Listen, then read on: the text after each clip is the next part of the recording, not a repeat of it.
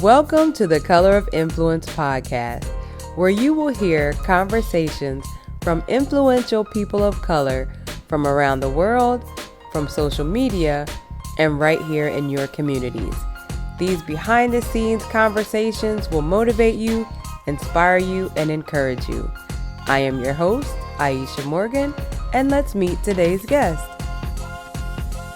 May is Mental Health Awareness Month, and so I wanted my mom to come on to talk about not only mental illness, but also psychiatric hospitals. I feel like they get a really bad rap based off of what we see on TV and in movies. And so I wanted her to come on to talk about what it's really like in that setting. She also discusses how hard it is for the consumers while they're there and when they get out. And stay to the end of the episode because we give you lots of helpful information to help yourself or someone that you may know. Let's get into our episode. Okay, guys, welcome back. Today's guest is super special. It is actually Mother's Day that I'm recording this, and I'm here with my mom. And last year, my mom and I, in May, recorded this episode, and it was a total flop. The audio was messed up. There was no video. I imported it, and stuff was not going right.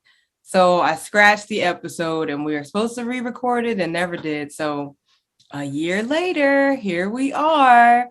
So I would like you all to meet my mom, Marion. And today we are going to be talking about mental health. So Mom, why don't you go ahead and introduce yourself? Tell us a little bit about your background dealing with mental health, and then we'll start our discussion. Hi, my name is Marion. I am a retired supervisor of recreation therapy. I worked providing therapeutic services at a psychiatric hospital. I also worked at a developmental center, and I worked in various group homes with dual diagnosed populations, and dual diagnosed meaning developmentally disabled and mentally ill. For a lot of years. So why don't you talk to us about when you first started in this field and how things kind of evolved, because we know that back in the day, there weren't a lot of diagnoses. Mental health wasn't looked at it the way it is today. So what year did you start? And then kind of talk to us about what did treatment look like for those individuals back then when you started? I started in 1981 at a developmental center. At that time, they had a team, and I was part of the team at that time also. And they had an OT person, a PT person, psychiatrist. We had everything. So the houses that I worked in were pretty well equipped with everything. Now, there were some buildings that considered behavior buildings, let's say that. And they had a lot of mentally ill folks, ladies, because it was females, a lot of mentally ill ladies in this place. And they used a lot of behavior therapy, technically. Pretty much that was all they pretty much got, because it was pretty bad, the behavior they displayed. But they weren't diagnosed as they would be now. It was totally different. So it was more like they had behavior problems, and that's how they looked at it, and that's what they would address. And they would address them we had behavior therapists, but not like the types today, not the different groups, not the different therapies that are offered today. So that was 40 something years ago now. Yeah. So you started at the developmental center. Yeah. When did you go to the psychiatric hospital? I went there it was 87. I went to the psych hospital in 1987 as an actual therapist. I was working with a group of females at that time. Mm-hmm. And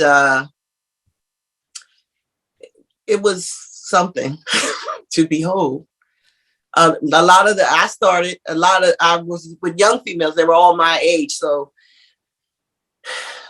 I tell you, it was a different type of world. It was a different type of clientele. Mm-hmm.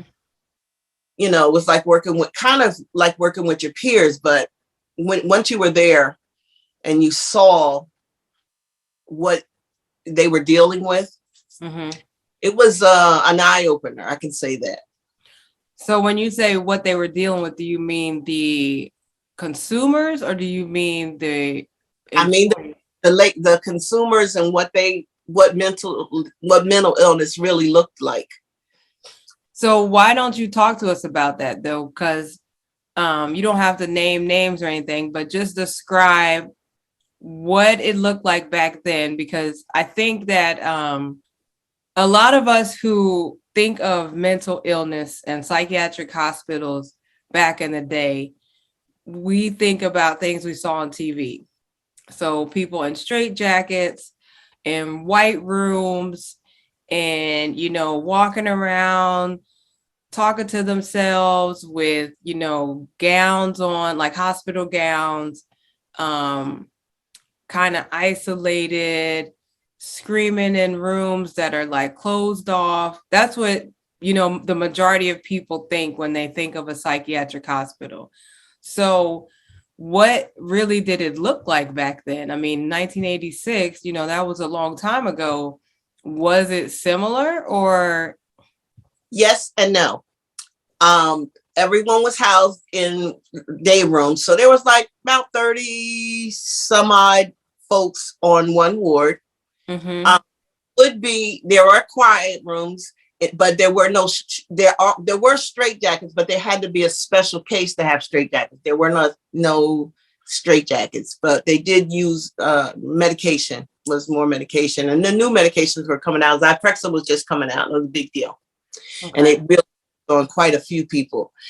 They were all housed together. There are people walking around. There were people or are people walking around talking to themselves, but there's nothing wrong with the fact that you're talking to yourself. And a lot of the things that people, ideas that people have about folks with mental illness that is a coping skill, actually. If you're talking to yourself or you hear voices and you're answering the voices, and as long as they're not dangerous or telling you to do something dangerous, there's nothing wrong with seeing a person mutter or talk to themselves. Because that's oftentimes that's like a coping skill.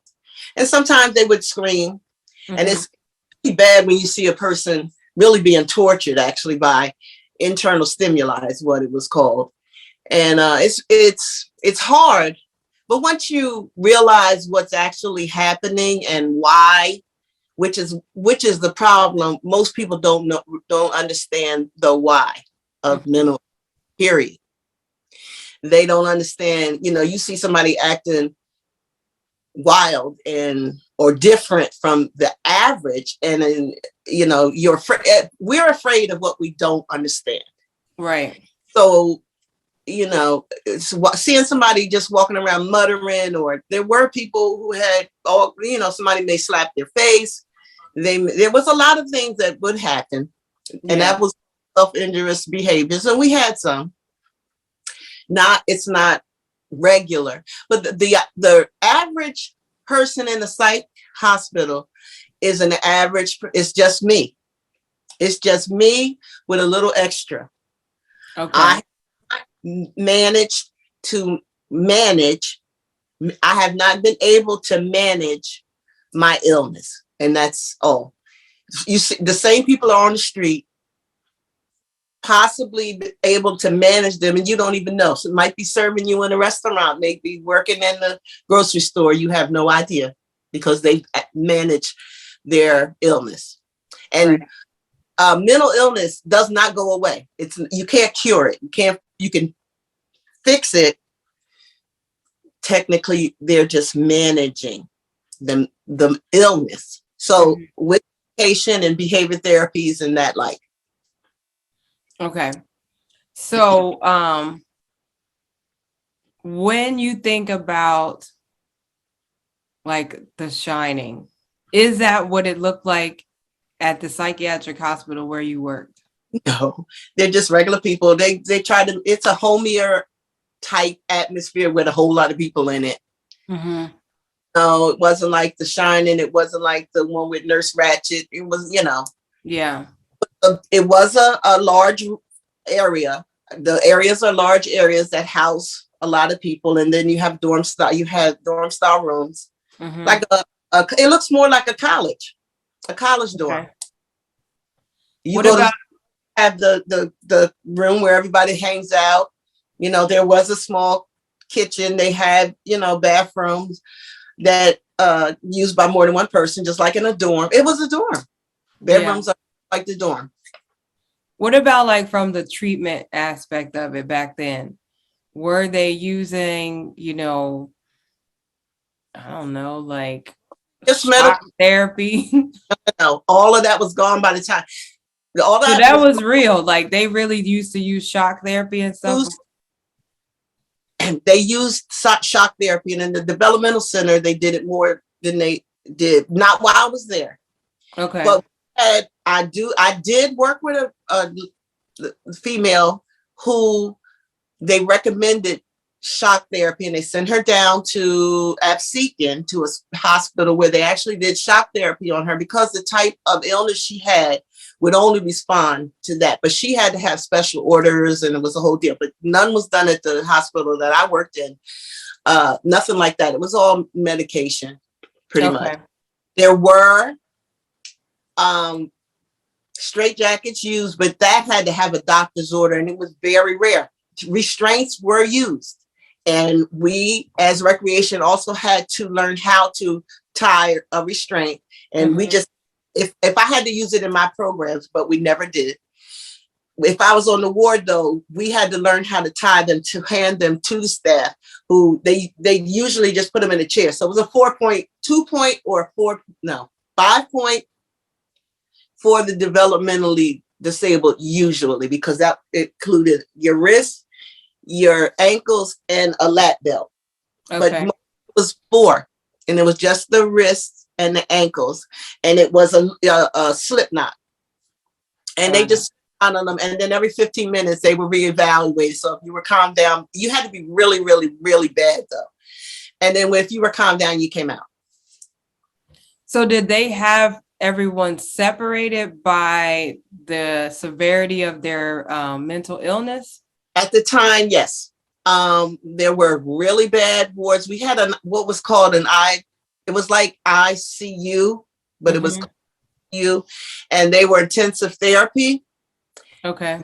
These were people who were really pretty bad. And in that group, we had this guy. He was literally a genius.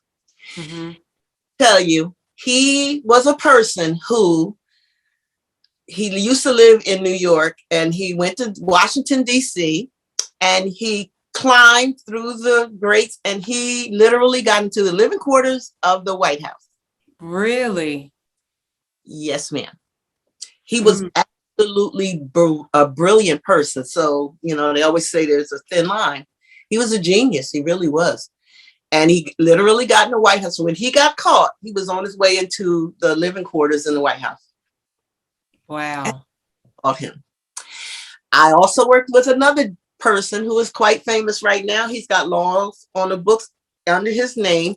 He tried to fly a plane into the White House. Wow. Because he was very angry. And both of those people were at the hospital at the same time that I worked there. And we had a president came to visit the town that I worked in. And the Secret Service came a week before. Well, they told them, like a month before that the president was coming to that town. The Secret Service came about a week there, and there was about 5 people in the entire hospital who they could not leave the wards when the president came. And those two were they specifically named everybody, but those 2 had to be kept in for a week before he came. And then when he was there, we had Secret Service on the ground, and those people were allowed outside at all in any form for 1 week before. And it was about, I think it was about 5 of them. So how did they get from DC to New Jersey? They actually lived in Jersey. But the one person escaped a lot. The one that actually got in the White House. And he escaped. And one of our nurses has gotten married. Actually, the nurse that worked with him. She got married and she went to the Bahamas or Bermuda, Bahamas on her vacation. Mm-hmm. Well, she's there in a casino enjoying their thing, and she looks up, and that person who had escaped walked across the room. He was in the Bahamas. He was in the Bahamas in the casino she was in. Back and escaped and whatever. And I guess New Jersey arranged with Bohemians to bring him back. That is crazy. So you mean when he went to the White House, he was actually at the psychiatric hospital and escaped? Yes. He left more than once. Okay. Yes. Okay. So was he not like maximum security? Yeah, they stay maximum. Okay, there's a law in New Jersey, and it's named after a person named Kroll. His last name was Kroll. And it's a Kroll zone. Excuse me. That means that they cannot, in New Jersey, you cannot hold a person unless they are a danger to themselves, others, or things. Mm-hmm. If they're going to explode a building or something like that. So you can, as long as they're following rules and all, it gets decreased. Okay. Their security gets decreased. So we have levels. They had levels. Level 1 goes nowhere. I couldn't take them out. They couldn't go on their own. They could only maybe go to a doctor's appointment, but they would lift to a level where they could be escorted for just long as they were wherever they went. Mm-hmm. A level 2 can be escorted. So I could take level 2s outside, but they had to be with and stay with me. A level 3 could walk around, and a level 4 and 5 could walk around on their own. So they had between 30 minutes to 2 hours to walk around on their own. So and when you say walk around, is that only on the grounds? They could walk around the grounds. They had a store on the grounds. They had libraries. We had rec rooms. We had a gym, which I managed. You could do. They had a lot of things that they could do. Mm-hmm. Was there anybody that could actually leave and come back? No. Unless they went home on a vacation, then you had to have orders from a doctor and a team that they were going to go home with their parents or a family member or whomever. Yeah. For the day, the weekend, or whatever. And I'm gonna tell you, we also had a person. We had the FBI come in, and I got had to be interviewed because every Sunday I would sit across the table from what ended up being a serial killer. Oh, goodness. Not Jeffrey Dahmer. I forget his name right this minute. It wasn't Jeffrey Dahmer, it was the other one. And literally, he came every Sunday to see the person that I would take out every weekend. Oh, and he was a visitor, not a visitor. And he would be at the store outside. They had picnic tables. So I would bring the lady out, and he brought their lunch, and they would have lunch. But she was with me, but he visited with her. So at the time, nobody knew who he was. Yeah. They found out who he was, and he got arrested because he was killing males, and he kept them in the basement, in the basement. And this man sat across from me, across the picnic table every Sunday for years. Wow. Yep. So when they came, and we all had to be interviewed, everybody who would have been around in her ward. And they asked her, she has a daughter by this gentleman who testified at his trial, and they asked her about him, and she said he never hurt her. I never heard him threaten her. I never heard him, do anything negative. He did get orders to take her home. Mm-hmm. She worked the weekend, and then he'd bring her back, and he kept within the rules and everything. Wow. So did he have the daughter? No, she was grown. Oh, okay. Got it. Okay. Girl. He was, caught in jail by then, but she was, no. Her family raised the daughter. Mm-hmm. And I don't know if he saw her or whatever, but she knew who her father was. She was like a late teens, maybe 20. And she testified at trial, that she didn't want him to get the death penalty, but I believe somebody killed him in jail. Oh, wow. Yeah. Now, speaking of jail, I remember going to your office when I was younger, and across from the open areas was like the closed in tall fence with prisoners there. Yes. That wasn't part of the hospital. They just leased our building. That was part of Southern State Prison. And that was minimum security. Those guys were at the end of their sentences, and then they would go to halfway house. But they went out to work. They actually worked in our kitchen. They cleaned. They came and they had jobs on the grounds. They worked in the storeroom. They worked in the kitchen. And then at night, they had a group that went to the building, the kitchen and things, and cleaned them at night. Okay. So they were, but they weren't part of the psych hospital. Oh, got it. Rented the buildings for the jail. The jail rented, the prison system rented our buildings. I always assume that, like, how people say when people go to jail, instead of them going to jail, they go to the psych ward or psych hospital. Well, we had that building.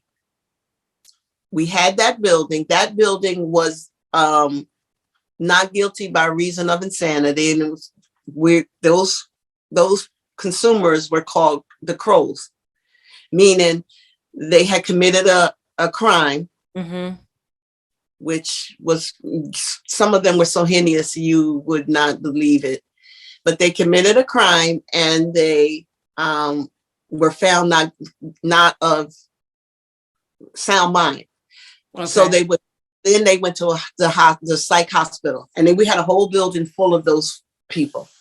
But that was why there was a person in New Jersey, last name of Kroll, who he sued New Jersey that once he was no longer, they were be able to be kept indefinitely in jail.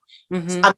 Hospital. So he sued the hospital, he sued the state, and they were not, as long as you were deemed, you served your time, you were deemed not a danger to yourself, others, or property, you could be discharged. So they would have to serve out, like if they had 20 years, they would have to stay 20 years. Would stay 20 years, which they did. We had a guy who was a Yale graduate. He was the valedictorian, as a matter of fact. Mm-hmm. He developed mental illness. He worked on Wall Street, and he was starting to get ill. It was about, in their 20s usually, but he worked on Wall Street. Wall Street fired him when he couldn't really handle it because it's a high pressure job. Right. He got fired, found another job after that. He was ill. His mother was at home, and she was cooking, and I get this straight from the horse's mouth. He told me himself, mm-hmm. And he saw his mother, in his head, was a demon. So he attacked his mother and ended up killing her. His brother was upstairs, heard a commotion, came down, and he went after the brother, went running out the house, and he killed his brother. The next door neighbor saw the commotion, came out to help the brother, and he killed the next door neighbor. And his friend drives up, and he sees this guy standing there in shorts, cut off shorts, and covered in blood. And he asked him what was going on. So he attacked and killed him also. He took the car, and they chased him down the Garden State Parkway. The police were after him. he stopped on a bridge, and we went on a trip once, and he said, "Man, we could take them on trips," but they were had served a lot of time and had been able to get the levels to go out of the hospital. Mm-hmm. And I took him on a trip, and he said, "Marion, this was the bridge as we were going on the parkway. This is the bridge that I stopped the car, and he dove. He was a good swimmer. He dove off the bridge and swim." He said, "And then for those, they didn't have those dogs, they wouldn't have caught me." Oh, wow. So he swam with the run through the woods, and they had dogs, and the dogs smelled him and got him. But yeah, Wow. but to look at a person who's mentally, you have to separate. And a lot of people were able to separate the person from their illness. They're not the same. Mm-hmm. They're not the same. And a mentally ill person will do something, and a person who's has been managed their illness, they're not the same people. So a lot of people with mental illness, they have burnt their bridges. Let me tell you that, it's tough. Mm-hmm. And if your brother killed your mother, you're not, or whatever, you're not talking to them usually. So they had a really rough life. But the fact is, the person who killed that person was not of sound mind, mm-hmm. where a person who had been able to manage themselves may never do something like that again. Right. With that guilt, though, and a lot of times when the guys would be getting ready to get discharged, and the psychiatrist would say he's not going to be able to deal with it mentally, meaning, you realize that you took your whole family's life, and that person may go and take their own lives. Okay. So for the people who weren't like maximum security, how did they get there? Like, not the ones from jail, but how were the regular consumers? How did they get there? Probably 99% of the time through behavior, a negative behavior. One guy went down into a car dealership and decided that this was his car dealership, and everybody get out. And he just went in there and said, "This is mine, get out." Yeah. And all the police, and usually the police would take them to you. They go to the hospital in 48 hours, 36 to 48, no, 72 hours, 36 to 72 hours. They put them on a short term and evaluate them. And if they're deemed ill, then they go to the hospital. You just can't walk up and be into a psych hospital. You have to be two doctors. Okay. So from when they get in there and they're evaluated, and then they go through their therapies, how are they able to get out? The medication, usually, once they're stabilized on medication, most people, well, there's different levels of mental illness. And the most people who are diagnosed with an acute diagnosis, acute means that it's short term. Mm-hmm. A year, maybe 5 years, but that's what it means, that you're going to get out. Right. So a chronic person, it would be different.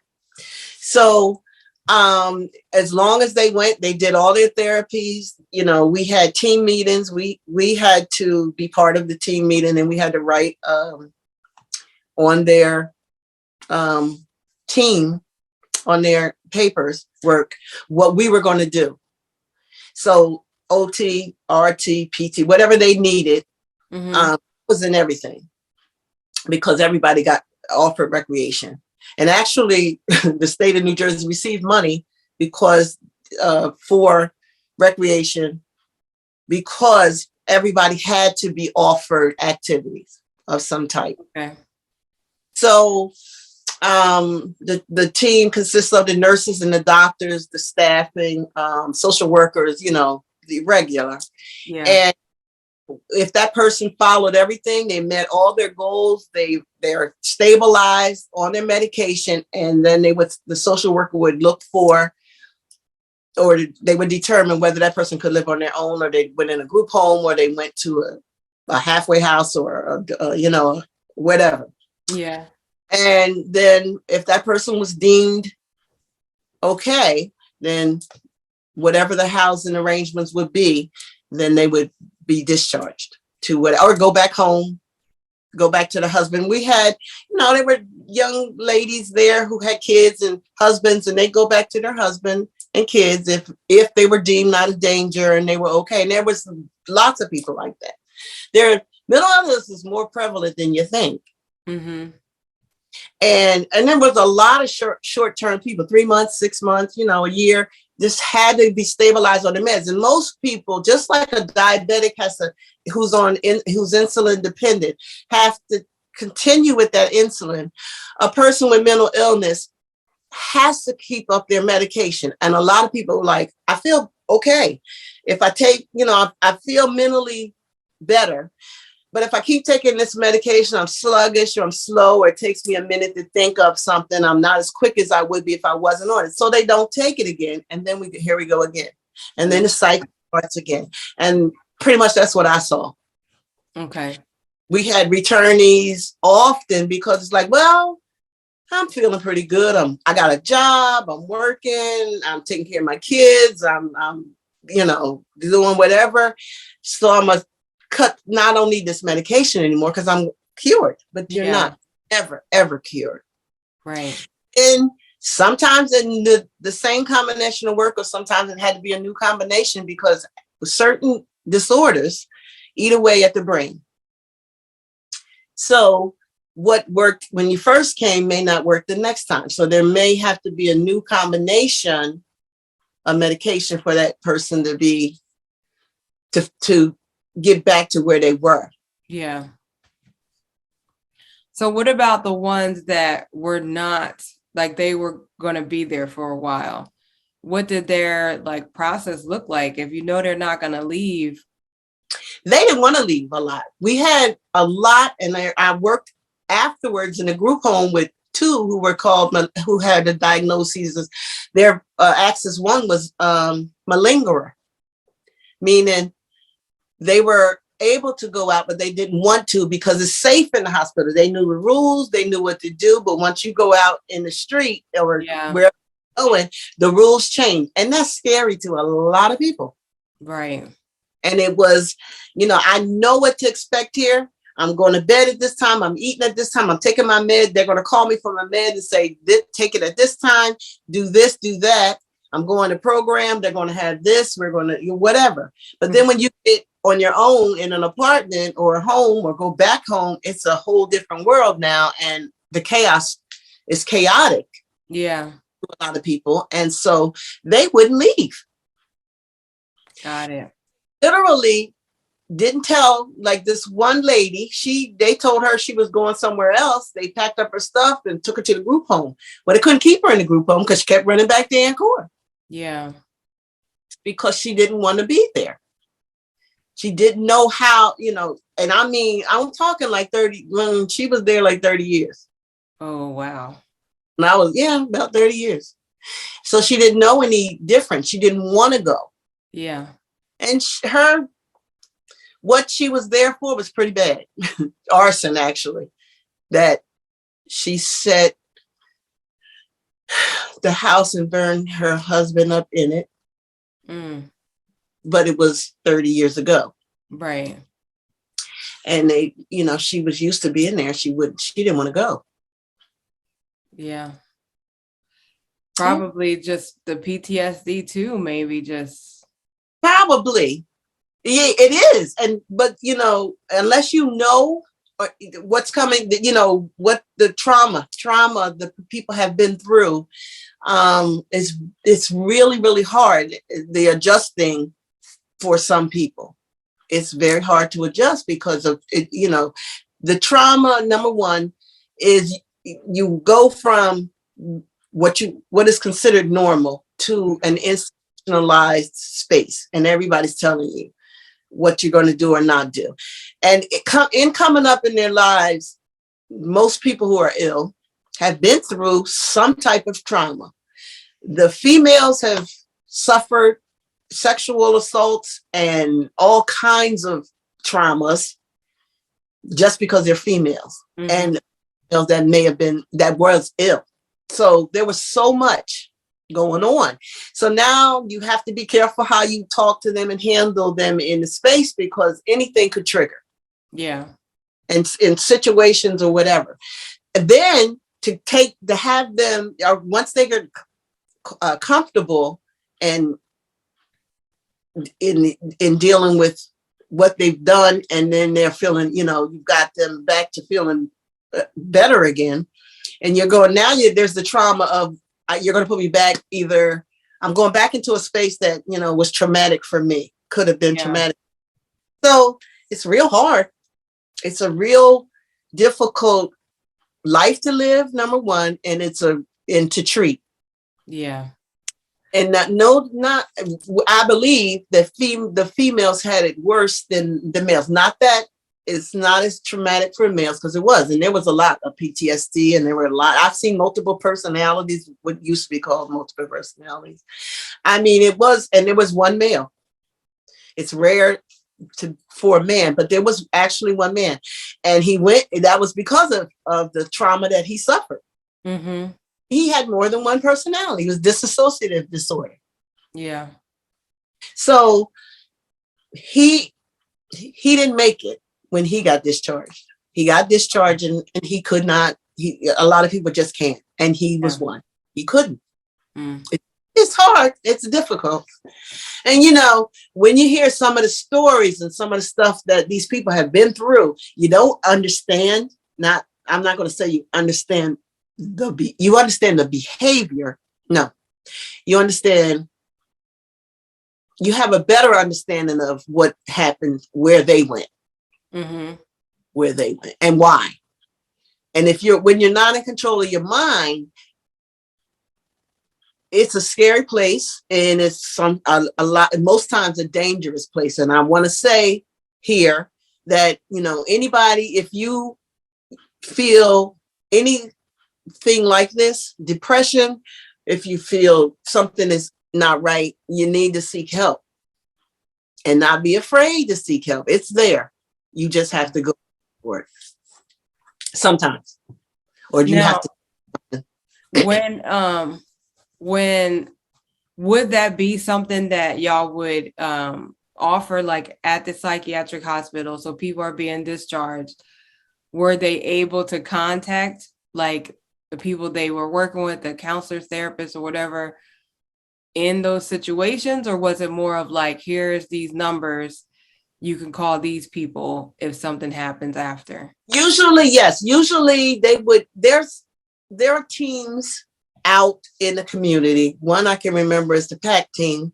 PAC team, I forget exactly. It's a initials for, I forget exactly what it means, because I've been out of there now for over 10 years. But the PAC team, some people got discharged to a PAC team. And one of my folks that I know for a fact, he went to the PAC team.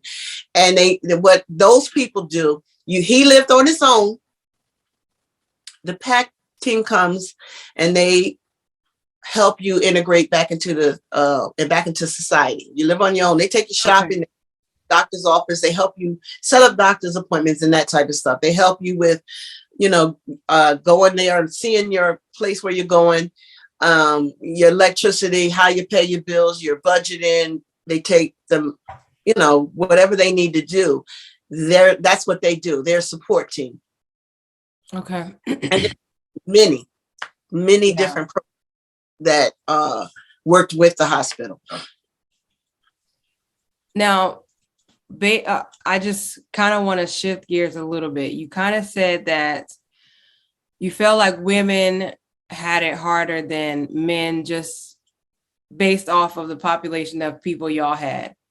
So back in the day, I remember people felt like individuals in the LGBTQIA community had a mental illness because of how they perceive themselves. So did you have individuals that were hospitalized because of that? No. We had individuals who fell in that category, but they were mentally ill. Okay. that's beside, that was just a side, that was different. That was just a person Right. who had a mental illness. Okay. So we had a trans female. He was a male that trans to a female at one point, but he was mentally ill. He was he at the time he was diagnosed schizoaffective disorder. He had a disorder. Mm-hmm. They all have a disorder. It's not because they're a trans, or not because they were gay, or it was not because they were. Some people, when I worked in the developmental center, especially, were considered wayward girls because they were ill, but they didn't follow the rules, and they got pregnant. Mm-hmm. They had sex, and they wouldn't tell anybody. They wouldn't tell their parents, and that stuff was hidden. So in the developmental center, there were a lot of people put in there for, yes, but not at the psych hospital. No, they were ill. So the developmentally disabled center, you had a lot of LGBTQIA We had, individuals. yes, some, and we had people that didn't belong there. Okay. But So in you're this, saying like maybe a teen pregnancy or something like that could have and been. yes, and they were developmentally disabled Okay. and had a mental illness as well.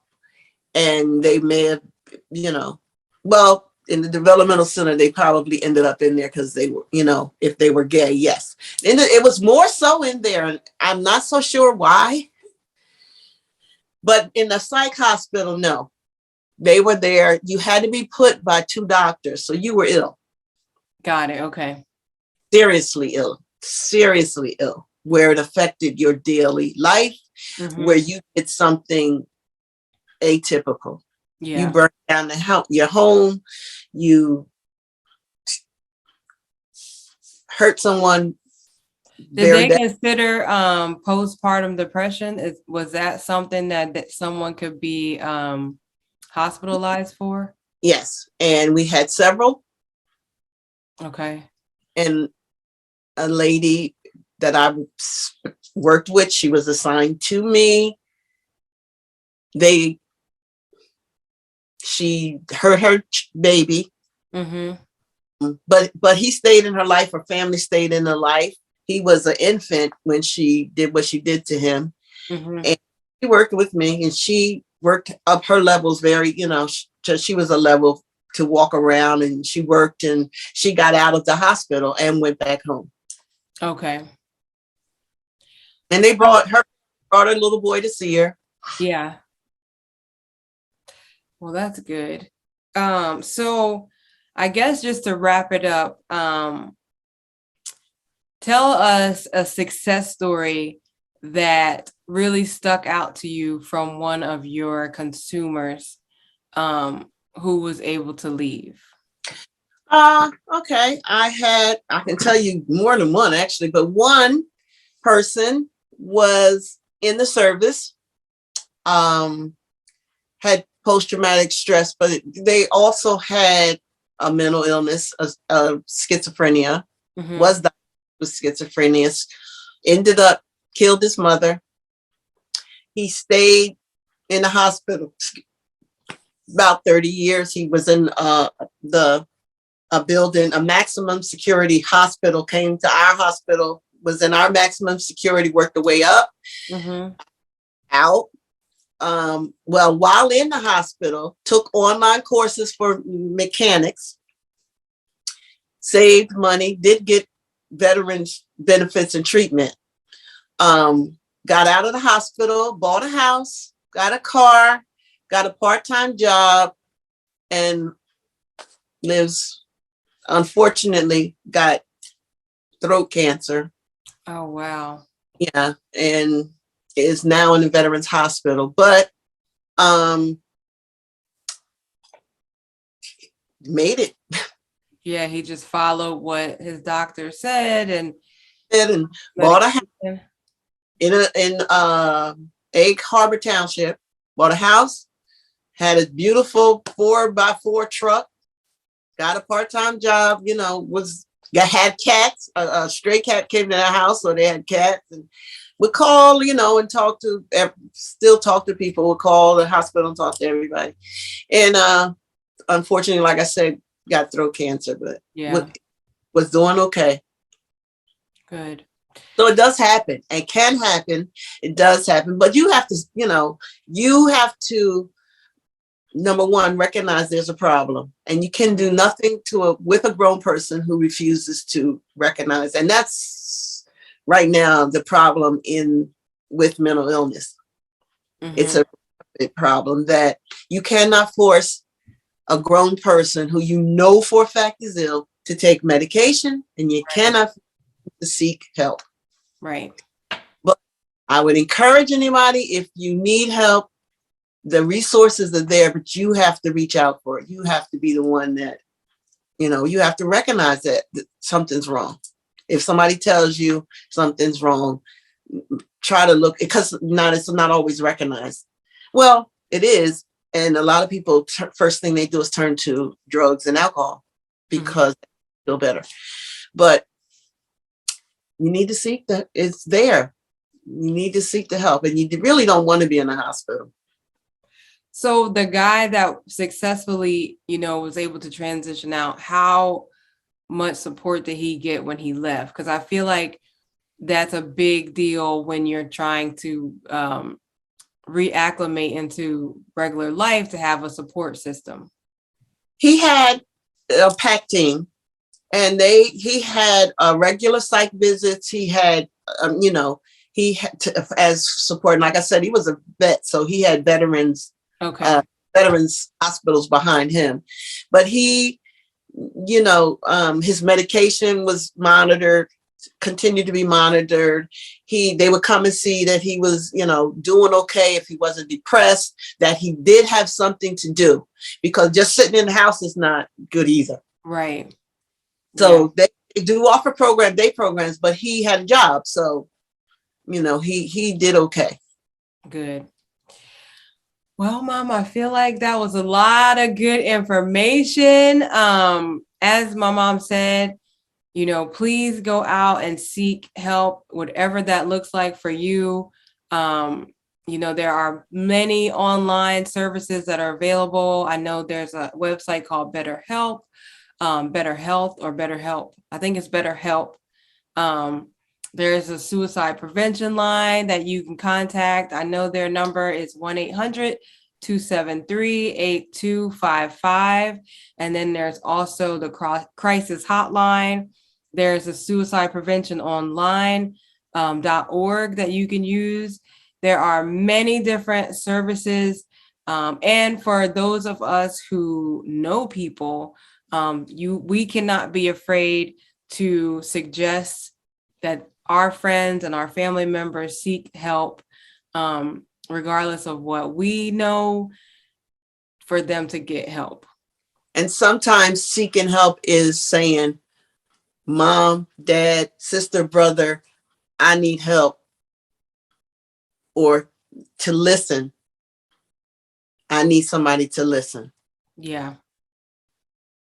And that is important. Everybody always talks about check on your strong friends, check on your strong family members. But I feel like, especially now, we are all the strong friends and the strong family. So we just need to check on everybody. This pandemic told us that. Yes. So just check on your family, your friends. Don't be afraid to.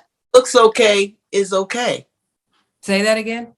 Not everyone who looks okay or says I'm okay is okay. Right. And we can't be afraid to ask tough questions to our family and friends, to get more information about how they're doing, instead of just saying, how are you? Are you okay? Especially if you have an inkling that there is something more than meets the eye. Don't be afraid to have tough conversations and ask tough questions. So I hope that today's conversation was helpful. I just wanted to give information about psychiatric hospitals because I do feel like they get a bad rap.